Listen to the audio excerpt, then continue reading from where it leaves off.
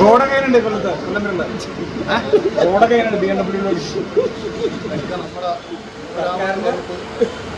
വിദ്യാഭ്യാസ മന്ത്രിയെ പറ്റി പറഞ്ഞത് അടുത്തവരെ പറ്റി പറയാനല്ലോ. അത് കഴിഞ്ഞ് മറ്റേ GST അടക്കം ഇടേണ്ടി വന്നു.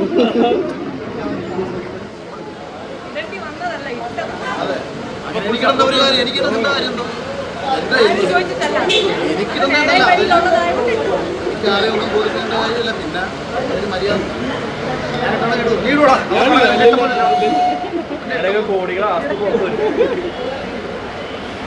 പടത്തിനെ പറ്റി ഒന്നും പറയുന്നില്ല. എന്താ എമ്പുരാൻ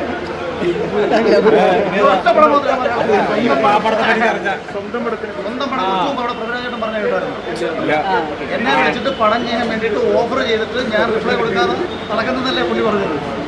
സ്വന്തം പടം ചെയ്യാൻ വേണ്ടിയിട്ട് മാനസികമായിട്ട് ഞാൻ ഇതുവരെ തയ്യാറെടുത്തിട്ടില്ല.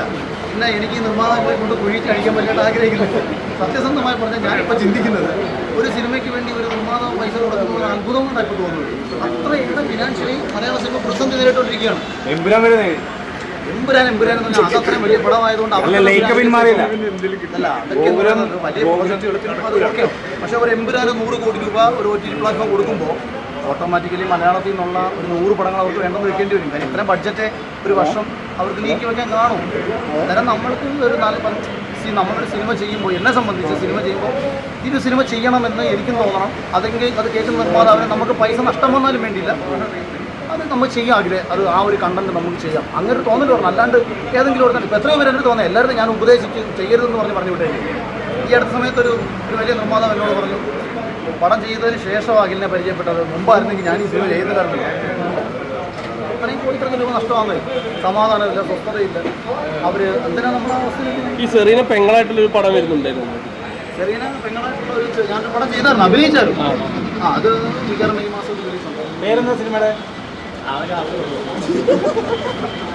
അല്ല, ഈ മീരയുടെ ദുഃഖവും മുക്കുവിന്റെ സ്വപ്നവും പോലത്തെ പേരാണ്. അതൊക്കെ അവർ ഒഫീഷ്യലി അനൗൺസ് ചെയ്യും. അതല്ല എൻ്റെ ഒരു ഭംഗി.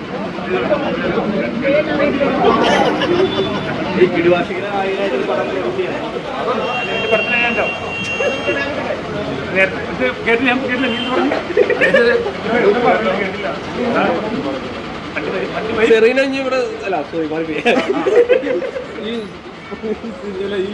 ടീമൊക്കെ എടുത്തോണ്ട് കൊച്ചി തന്നെ രാവിലെയാണ് അവിടെ വന്നത്. ഈ ഫ്ലൈറ്റൊക്കെ എപ്പം പോയി വരുന്നത് പൈസ വേണ്ടേ? എടാ, നിങ്ങൾ എങ്ങനെയാണ് ഈ നാട് മുഴുവൻ നടക്കുന്ന പരിപാടി പറയുന്നത്? എവിടെ ഉണ്ടല്ലേ വിളിക്കുന്നതാ.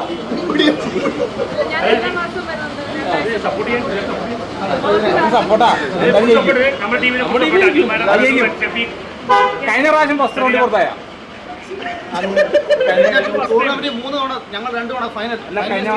കഴിഞ്ഞ ഫൈനലി കണ്ടപ്പോ തോറ്റു. ഫൈനലി കണ്ടപ്പോ തോറ്റുപോയെന്ന് പറഞ്ഞാൽ ഫസ്റ്റ് റൗണ്ടിൽ പുറത്താണ്. ഫൈനലി കണ്ടപ്പോ ഫസ്റ്റ് റൗണ്ടിൽ കഴിഞ്ഞ ദിവസം കളിയില്ലേ ചേട്ടനെ ദേഷ്യം പിടിച്ചിട്ട് ഹെൽമെറ്റ് കളിച്ചെറിഞ്ഞ് പോകണമെന്നൊരു വീഡിയോ ഉണ്ടായിരുന്നല്ലോ. എന്നാ ഹെൽമെറ്റ് അല്ലേടാ ഞാൻ വലിച്ചെടുത്തത്, അത് പറയില്ല. ചേട്ടാ അങ്ങനെ അത്ര ദേശക്കാരനാണ്. ക്രിക്കറ്റ് ജെന്റിൽമാന്റെ വിക്കറ്റ് അല്ലായിരുന്നു അത്. ആക്ച്വലി പിന്നീടുള്ളത് വ്യക്തമാണ്.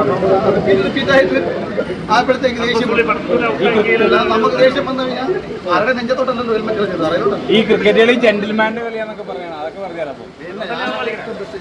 അതല്ല ഇങ്ങനെ അഗ്രസീവാകുന്ന സച്ചിനൊക്കെ ഭയങ്കര എന്തുണ്ടെങ്കിലും ഇല്ലില്ല. എന്താ അതാണ് അതറിയാം. എന്താണ് നമ്മുടെ ആദ്യത്തെ കളിച്ചിട്ടുണ്ടോ?